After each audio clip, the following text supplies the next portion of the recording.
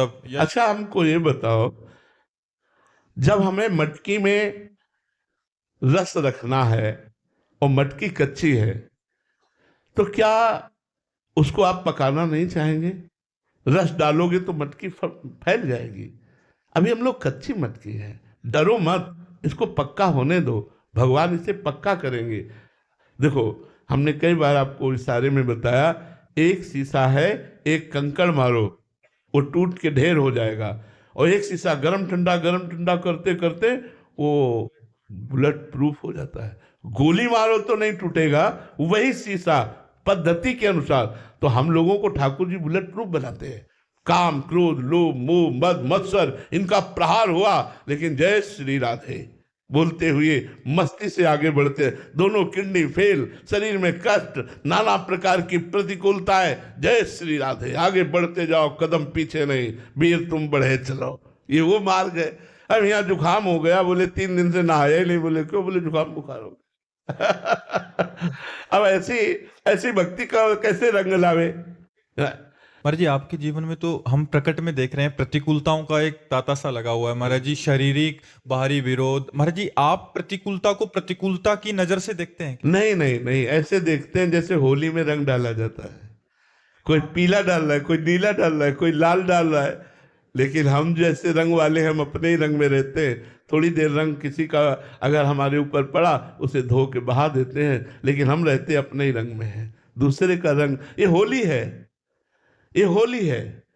संसार है, अपना अपना रंग डालता है। किसी के अंदर द्वेष है, वो द्वेष का रंग डालेगा। कोई ऐसा अलग अलग रंग डाल रहा है हमारे ऊपर, और हमारे कर्म हमारे ऊपर रंग डाल रहे हैं। लेकिन चढ़े न दूजो रंग, सूरदास की कारी कांवरी, चढ़े न दूजो रंग। ना काम, क्रोध, लोभ, मोह, मद, मत्सर, नाना प्रकार के कर्मों का परिणाम, शरीर भोग, नाना प्रकार की प्रतिकूलता, सूरदास की कारी कामर पे चढ़े न दूजो रंग।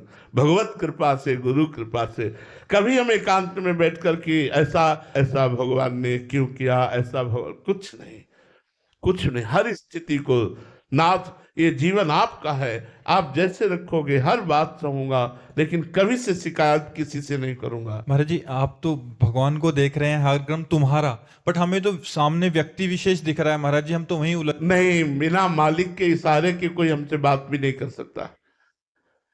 बिना प्रभु के इशारे के कोई हमको देख भी नहीं सकता, हमसे मिल भी नहीं सकता, क्योंकि हम भगवान की चीज हैं, भगवान की वस्तु हैं। अगर हमसे देख रहे हो, हमसे मिल रहे हो, हमें गाली दे रहे हो, या हमें पीट रहे हो, या हमें पूज रहे हो, तो मेरे मालिक का इशारा है, इसलिए पूज रहे हो, इसलिए पीट रहे हो, इसलिए गाली दे रहे हो। महाराज जी, केवल ये आपके लिए है, हम सबके लिए भी है। वैसे सबके लिए है, धारण कर ले तो अच्छी बात है, नहीं तो हम अपने लिए जरूरी है मानते हैं। अपने लिए तो हम मानते हैं, सब कोई मान ले तो बहुत अच्छी बात है। सिद्धांत यही है महाराज जी।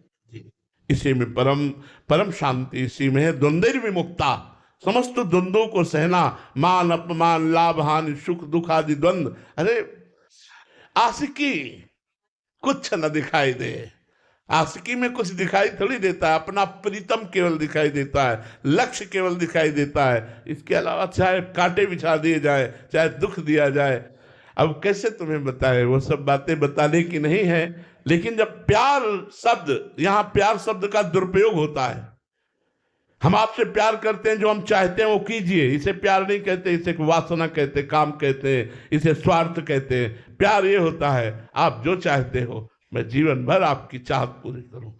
हे नाथ, मैं आपकी शरण में हूं, आप जो ही प्यारो करे, सोई मोहि भावे। मेरे प्यारे जैसा करे, वो प्यार भगवान से सिर्फ होता है, शरीरों से नहीं। शरीरों के संबंध तो वासना जनित होते हैं। कृतिका तिवारी जी, बनारस से। राधे राधे महाराज जी। महाराज जी, साधना और कृपा का आपसी संबंध क्या है महाराज जी?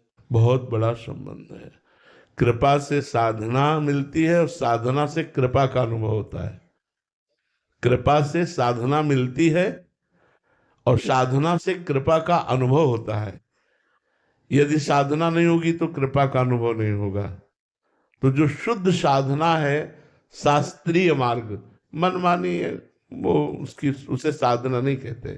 साधना कहते हैं तस्मात् शास्त्रम प्रमाणम ते, शास्त्र के प्रमाणित आराधना गुरु प्रणाली के अनुसार होनी चाहिए। जिस संप्रदाय में जिस आचार्य से मंत्र दीक्षित है, उसी आचार्य और उसी संप्रदाय के अनुसार साधना की जाए। ये गुरु कृपा, ये भगवत कृपा, और साधना का परिणाम है कृपा का अनुभव हो जाना। कृपा का अनुभव हो जाना, जैसा अभी पीछे आपने सुना कि हम केवल यही कह सकते हैं कृपा है, बस कृपा है, इसके आगे हम बोल नहीं सकते। तो वो कृपा का अनुभव हो जाना कि हर पल कृपा ही कृपा बरस रही है।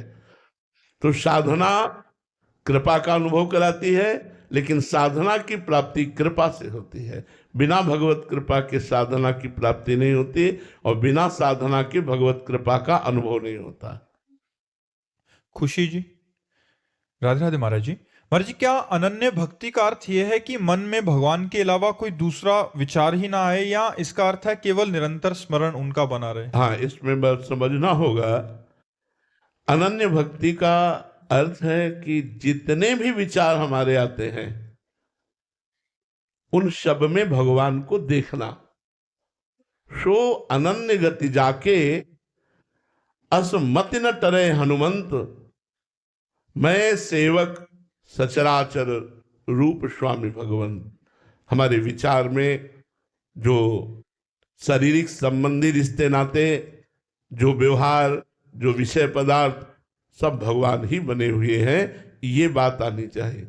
केवल भगवान ही ये अंतिम परिणति है, ये अंतिम अनन्यता की परिणति है कि अब कोई वृत्ति ही नहीं उदय होती, अब कोई विचार ही उदय नहीं होता, केवल श्री भगवान विराजमान है। पर इस स्थिति तक पहुंचने के लिए हमारे अंदर जितने विचार आवे, जितनी वृत्तियां आवे, उन सबको भगवत भाव में करना है। कोई व्यक्ति आया, ये भी, इसके अंदर भी भगवान विराजमान। कोई पदार्थ आया, इस पदार्थ के बनने के पहले भी भगवान विराजमान थे, इस पदार्थ के बाद भी भगवान विराजमान रहेंगे, तो मध्य में ये पदार्थ भी भगवान ही बने हुए हैं। देखो, सत्य मान लो, परम सत्य मान लो, चराचर जगत केवल भगवान बने हुए हैं। तो हमारे विचार में